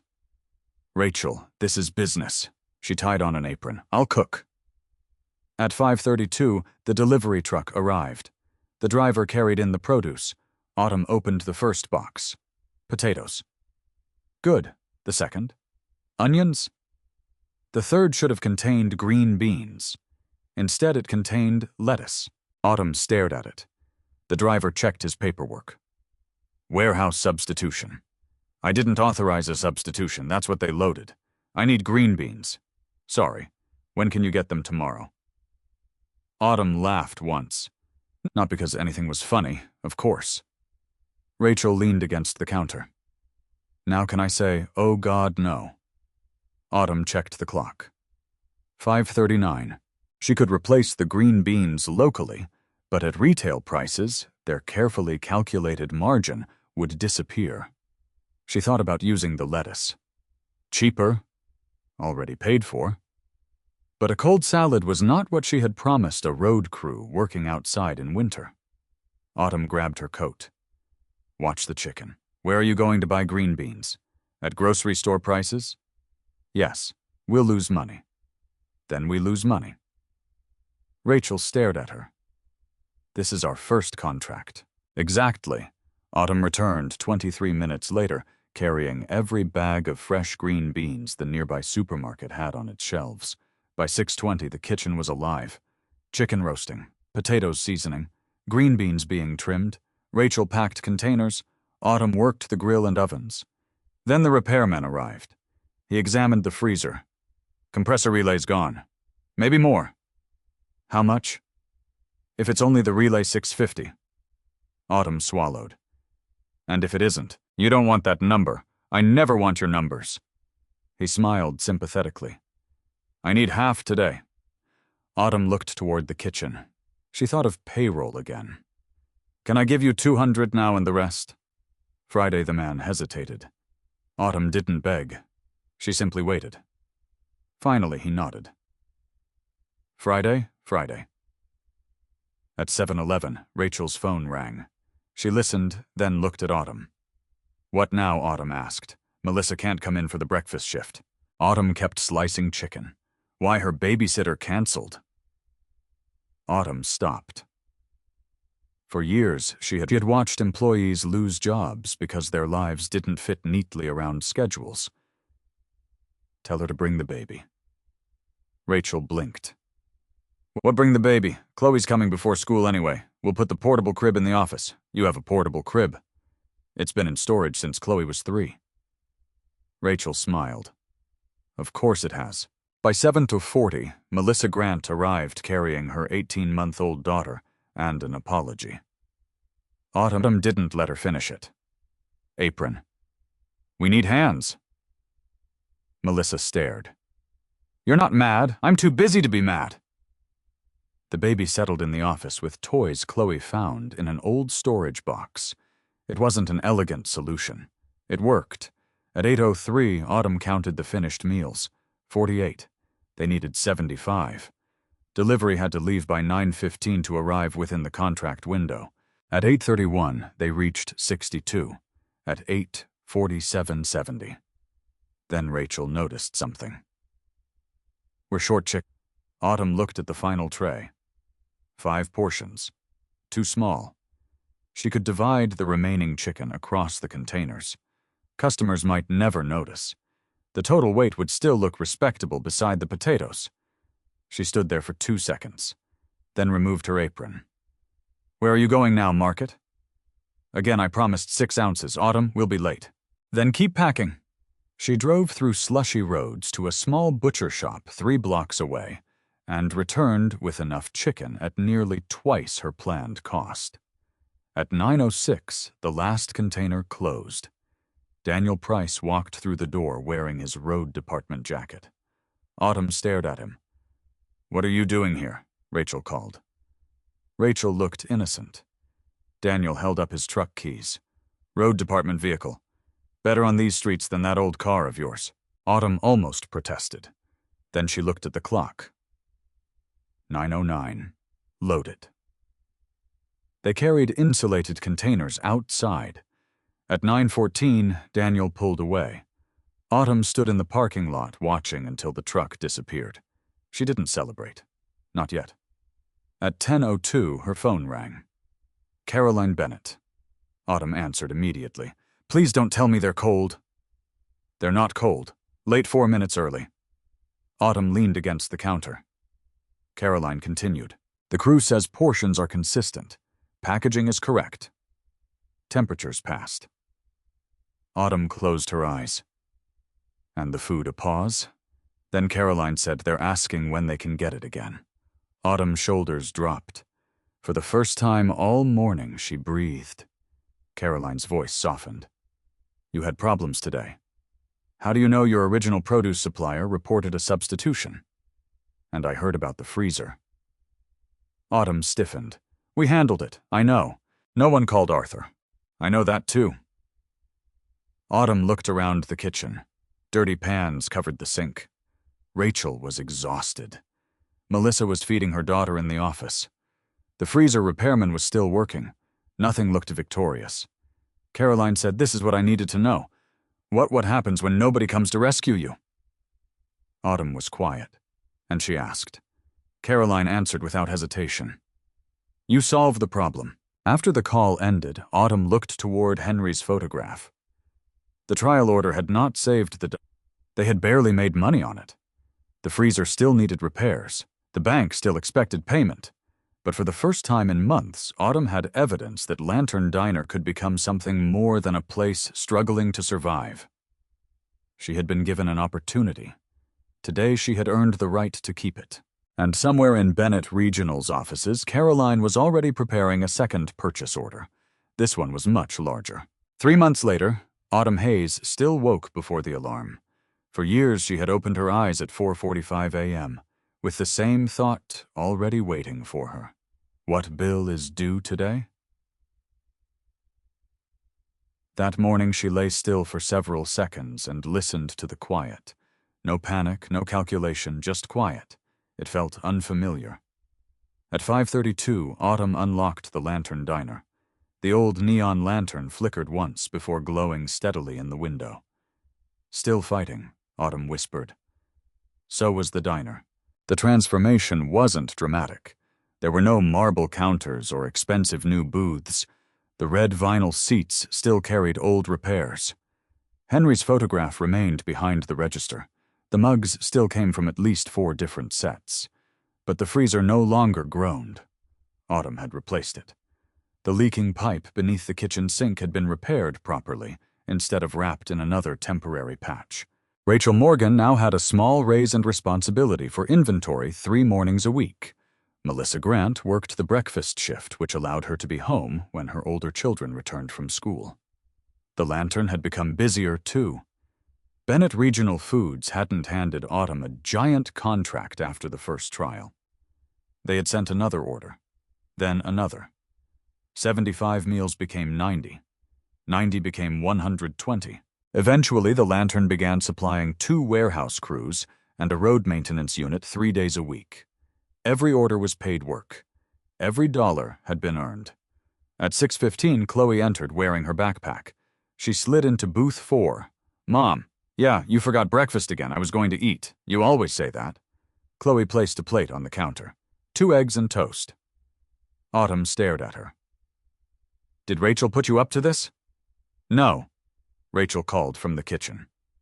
Yes, Autumn laughed. She sat down. 3 months earlier, she would have eaten standing beside the register because sitting felt like wasted time. Now she gave herself 6 minutes. That was progress. At 9:40, Autumn drove to First County Bank carrying a folder. The last time she had sat in that office, she'd been explaining why she needed more time. This time she placed 3 months of revenue statements on the desk. The loan officer studied them. Your commercial revenue is consistent. So far? And your margins improving. He turned another page. You've paid the overdue amount. Yes. The sentence felt almost unreal. Not the entire loan, not every debt, but the overdue amount that had once threatened to take the Lantern away. They agreed to restructure the remaining payments based on the diner's stronger cash flow. Autumn walked back into the parking lot holding the folder against her chest. For several seconds she stood beside her old car. Then she cried, quietly, not because someone had rescued her, because she had finally reached solid ground. At 200 that afternoon, Caroline Bennett arrived. Arthur wasn't with her. Caroline had become a regular enough visitor that Rachel simply pointed toward booth 4. Your office. Caroline sat. I have a proposal. So do I. Caroline stopped. You first. No, you drove here. Caroline opened her folder. Bennett Regional wants to expand Lantern's meal contract. How much? Potentially double. 3 months earlier, Autumn might have answered immediately. Now she paused. Can we handle that volume? Caroline raised an eyebrow. You're asking me, I'm asking myself. Autumn looked toward the kitchen.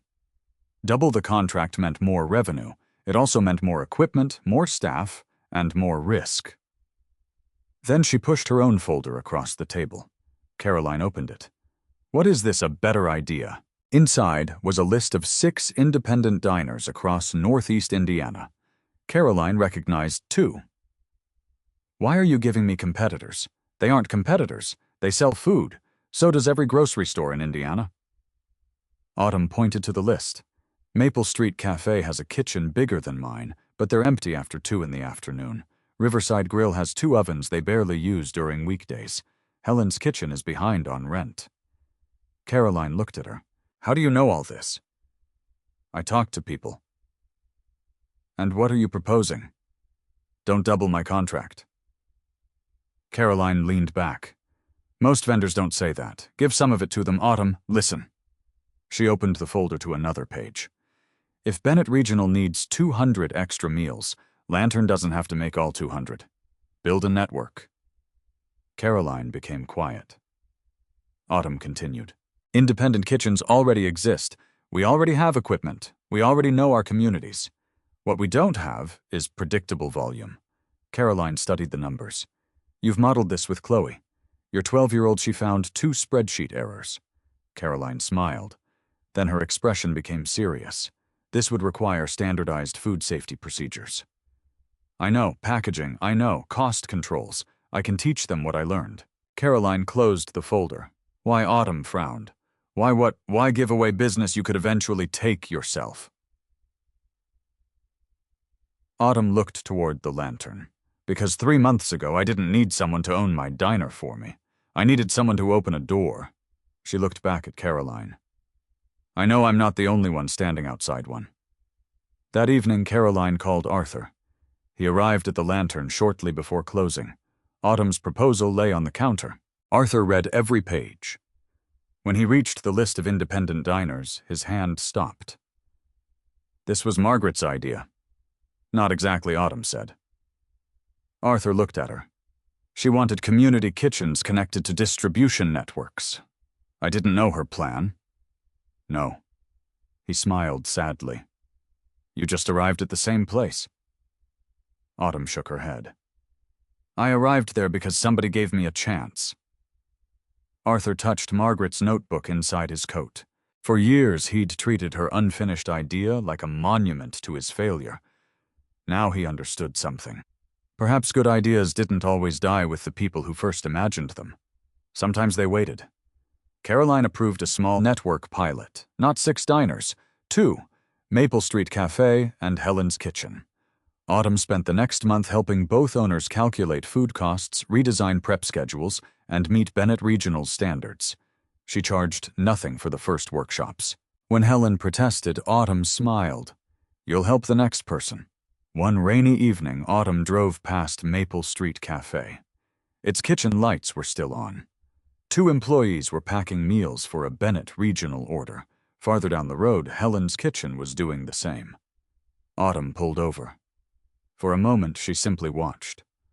1 light had become 3, and for the first time she understood that saving the Lantern had never been the largest thing that could come from that night in the blizzard.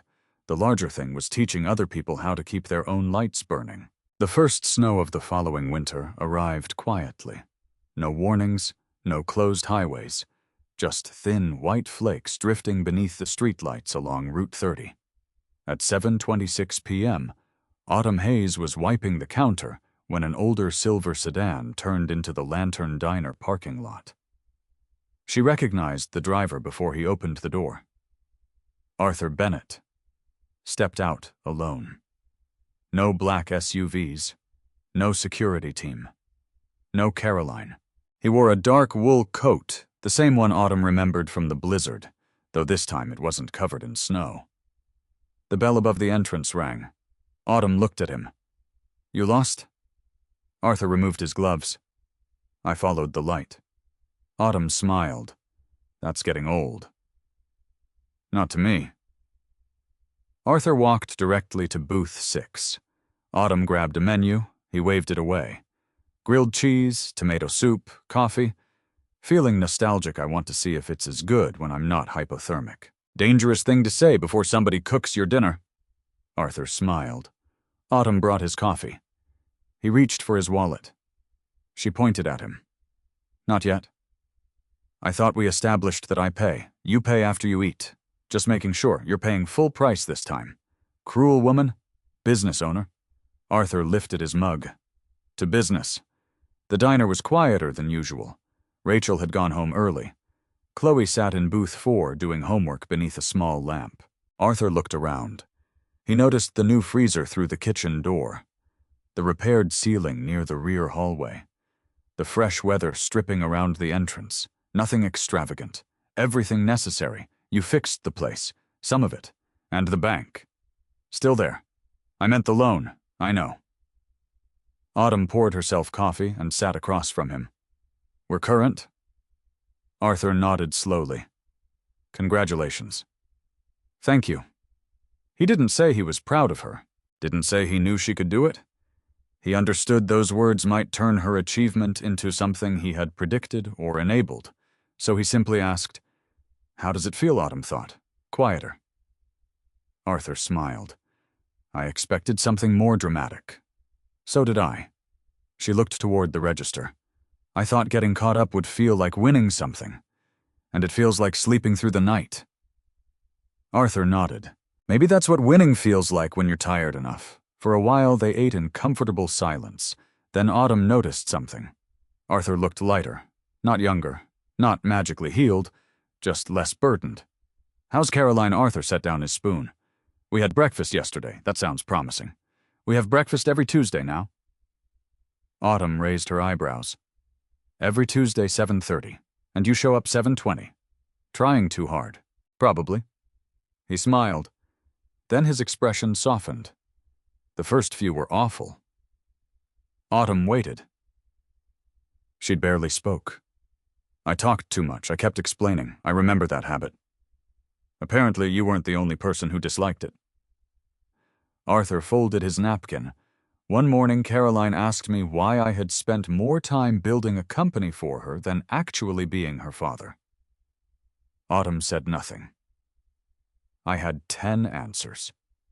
"Of course you did. Every one of them was true." Arthur looked toward the window, and none mattered. "What did you say?" "Nothing." Autumn looked surprised. I listened. "That must have hurt." "It did. Good." Arthur laughed. "You're ruthless." "No. Sometimes pain is evidence you're finally touching the wound instead of talking around it." Arthur considered that. "She told me things I didn't want to hear, and I came back the next Tuesday." That answer made Autumn smile. There it was.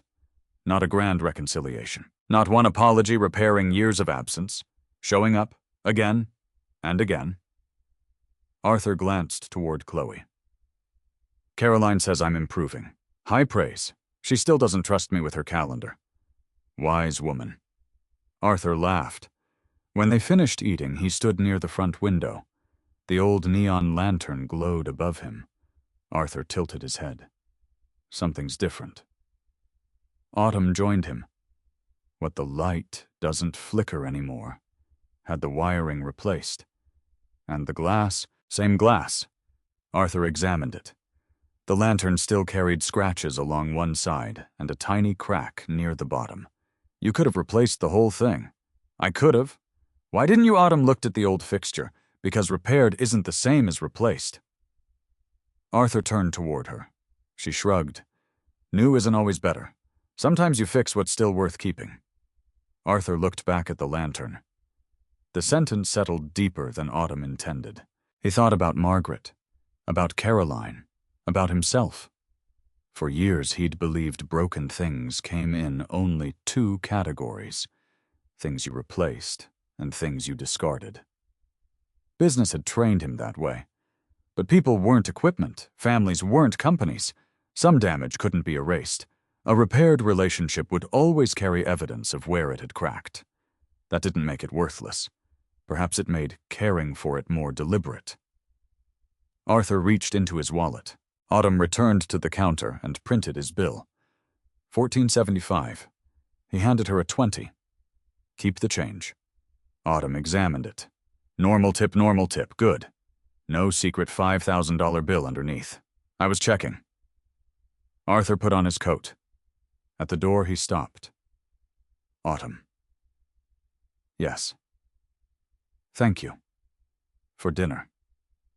For not treating me like a man who could solve everything with money. Autumn leaned against the counter. You would have been very annoying if I'd let you. I was very annoying anyway. True. Arthur opened the door. Cold air entered.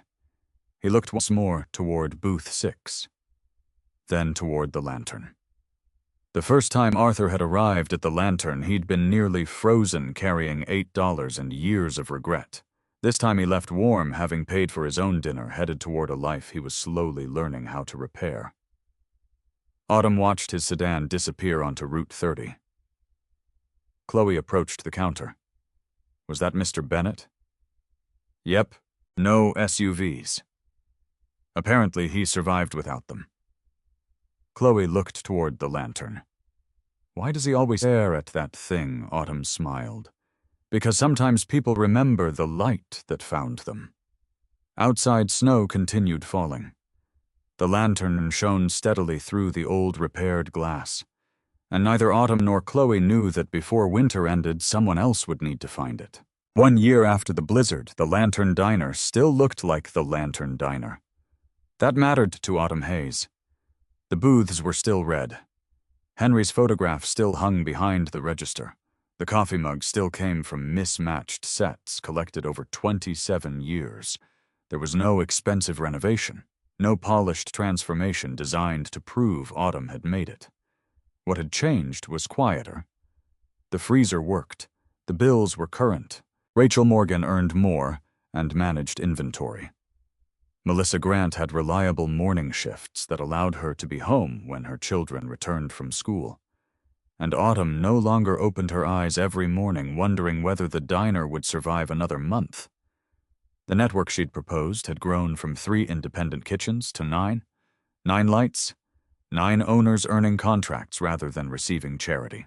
Whenever a new diner joined, Autumn taught the same lesson Caroline had forced her to learn. Know your costs. Protect your standards. Don't promise what you can't deliver. And when you're stable enough, hold the door for somebody else. Arthur Bennett sometimes attended those meetings. Usually he sat in the back and said very little. He had finally learned that not every useful thing required his name on it.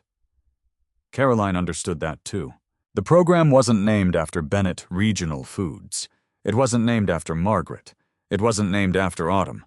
The people involved simply called it the Local Kitchen Network. Margaret's idea had survived without becoming a monument. Autumn thought she would have liked that.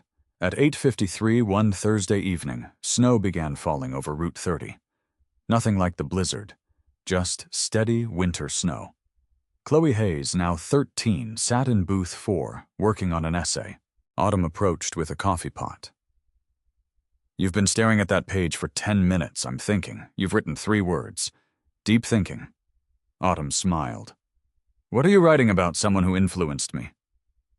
Autumn glanced toward Henry's photograph. Your grandfather, number Rachel. From the kitchen, Rachel shouted, Correct answer! Chloe laughed. I'm not telling you. At 9:32, the last customer paid. Rachel turned off the kitchen lights. Autumn wiped the counter. Chloe packed her books. Outside, snow had covered the parking lot with a thin white layer. Ready? Autumn asked. Yep. Rachel pulled on her coat. See you tomorrow. Drive carefully. You too? Rachel left. Autumn checked the coffee machine. Back door, freezer, register. Then the lantern. She reached for the switch. Click. The old light went dark. For half a second, its reflection remained on the glass, then disappeared.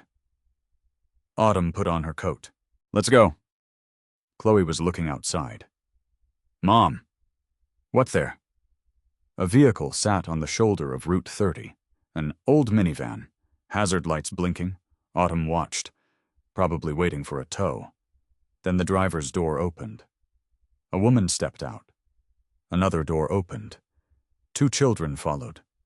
Autumn's hand tightened around her keys.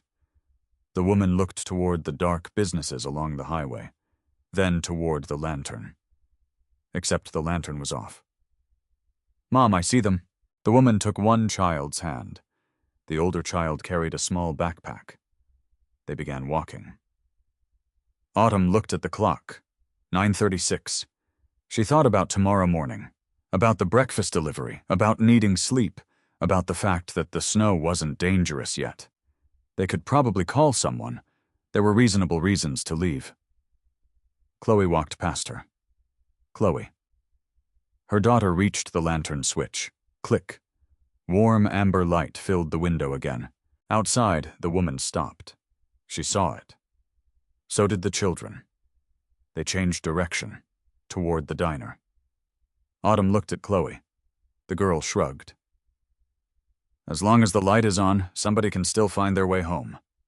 Autumn couldn't speak for a moment. She heard Henry's voice inside Chloe's. Not literally. Something better.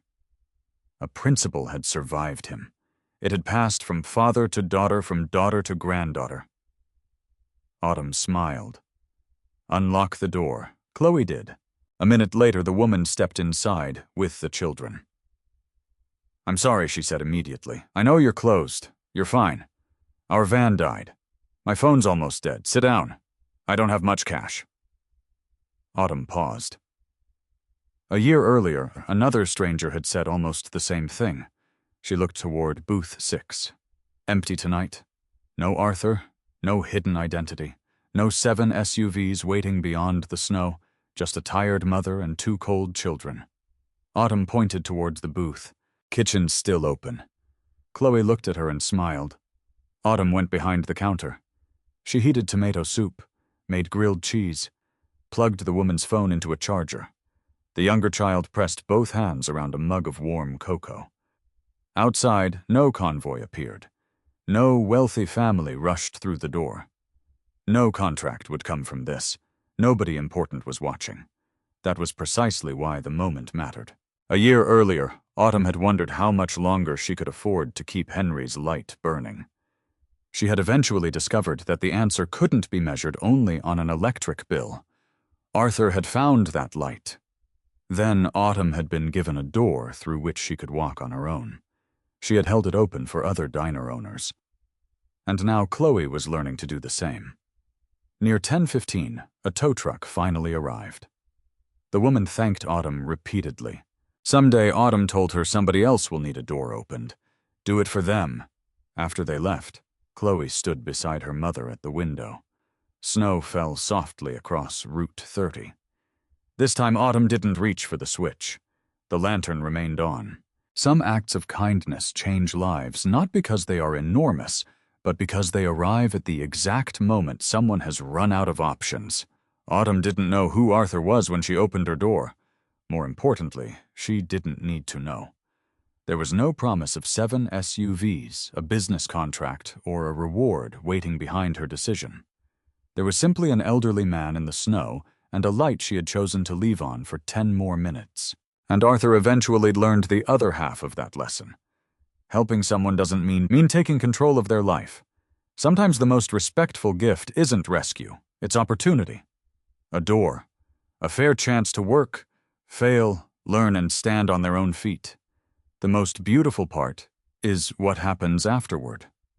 Autumn received an opportunity and passed one to other struggling diners. A father's words passed to his daughter, then to his granddaughter. One light became many. Perhaps someone once kept a light on for you when you needed it most. If so, tell us about that person in the comments. And if this story moved you, share it with someone who might need its message today, and subscribe for more stories about kindness, dignity, and the quiet choices that can change a life.